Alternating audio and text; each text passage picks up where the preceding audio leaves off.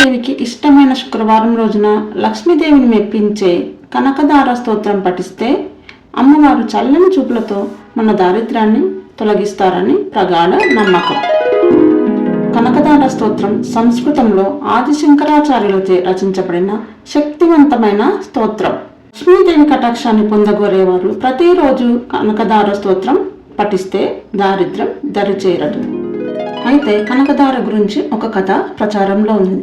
కథలోకి వెళ్లే ముందు ఈ కథకు ఒక లైక్ చేసి శ్రీమాత్రే నమః అని కామెంట్ చేసి కథ పూర్తిగా వినండి. కేరళలో కాలాడి అనే గ్రామంలో ఒక పేద బ్రాహ్మణ స్త్రీ ఉండేది. ఆమె ఎంతో పేదరికాన్ని అనుభవిస్తుంది.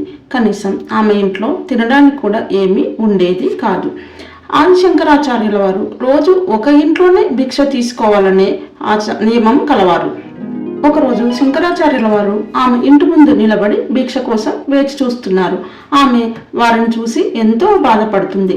ఎందుకంటే ఆమె దగ్గర స్వామివారికి వేయడానికి ఏమీ లేదు. అయినా ఏదో ఆశతో ఇంట్లో మళ్ళీ వెతికింది, ఏమైనా దొరుకుతుందేమోనని. చివరకు ఆమెకు ఎండిపోయిన ఉసిరికాయ ఒకటి కనిపించింది.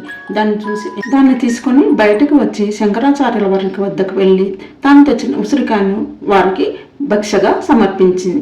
ఆమె గొప్ప మనసుకు చాటుకుంది. ఆమెను చూసి ఆమె మంచి మనసును చూసిన శంకరాచార్యుల వారు ఆనందంతో పొంగిపోతారు.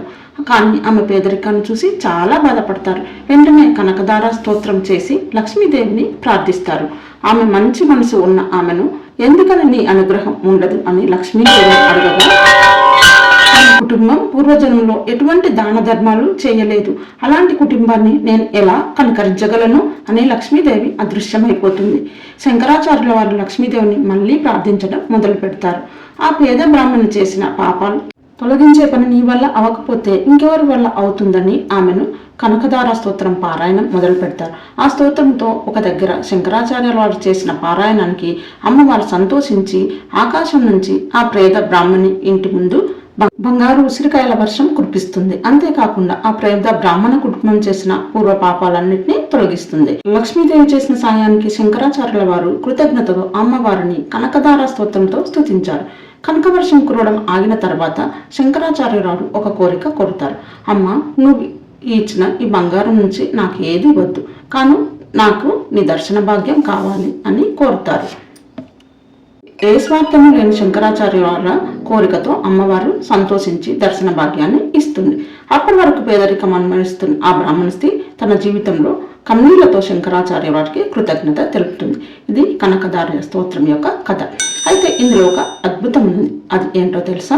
శంకరాచార్యుల వారు కనకదార పారాయణం చేసిన ఈ కనకదార కేవలం ఆ బ్రాహ్మణ స్త్రీ కోసమే కాదు, మనందరి కోసం. ఈ స్తోత్రం స్టార్టింగ్ లో అమ్మవారిని పొగుడుతూ ఒక అర్థాన్ని ఇస్తారు. కానీ స్తోత్రం ఎండింగ్ లో అమ్మవారితో కలిపి ఉన్న స్వామి పేరును కూడా చదువుతారు. ఇది చదివే వాళ్లకు తప్పకుండా అర్థమవుతుంది. లక్ష్మీదేవి ఆ స్వామితో కలిపి సూచిస్తే అమ్మకు ఇంకా సంతోషం కలుగుతుంది. అంతకంటే ఇంకేం కావాలి? కనకవర్షం కురిసిన ఇల్లు కేరళలో ఇప్పటికీ ఉంది. మీరు ఒకసారి కనకదార అని గూగుల్లో సెర్చ్ చేస్తే కనిపిస్తుంది. ఈ కనకదార స్తోత్రం గురించి ఎందరో మహానుభావులు ఎన్నో రకాలుగా వర్ణించారు కూడా. కానీ కొంతమందికి అనిపిస్తుంది స్తోత్రం చదివితే బంగారు వర్షం కురుస్తుందా అని. అంటే ఇది బంగారం గురించి కాదు, గత జన్మలో మనం చేసిన పాపపుణ్యాలను బట్టి లక్ష్మీదేవి మన దగ్గర ఉండాలా వద్దా అనేది జరుగుతుంది.